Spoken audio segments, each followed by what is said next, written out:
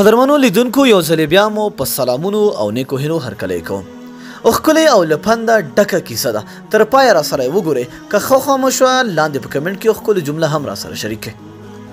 وایي په یو وخت کې یو سړي له خپلې مېرمنې سره ډېر بد او له تاوتریخوالي څخه ډک چلند کوه او ځینې وخت به یې هغه وهله او ډبوله. خو دې سړي یوه کوچنۍ لور هم لرله چې له هغې سره یې ډېره مینه درلوده او تل به یې شوخي ورسره کوله.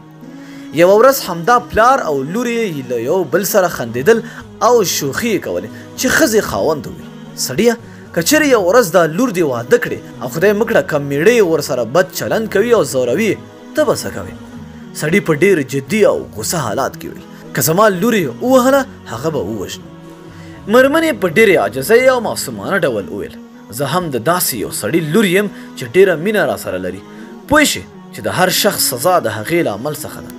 که چېرې د خپلې لور پر وړاندې د خاوند زور، زیاتۍ او له تاوتریخوالي ډک چلند ستاسې غیرت راپاروي او عصباني کیږئ، نو دا هم له یاده مه باسئ چې ستاسې مېرمن هم د یو داسې سړي لور ده چې په درد یې دردیږي او په خوشحالۍ یې خوښیږي.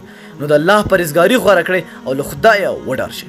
هره ښځه یو مهربان پلار لري چې دې مهربان پلار خپله لور تاسې په امانت درکړي، نو په همدې اساس یو ښه امانت ساتونکی پاتې شئ.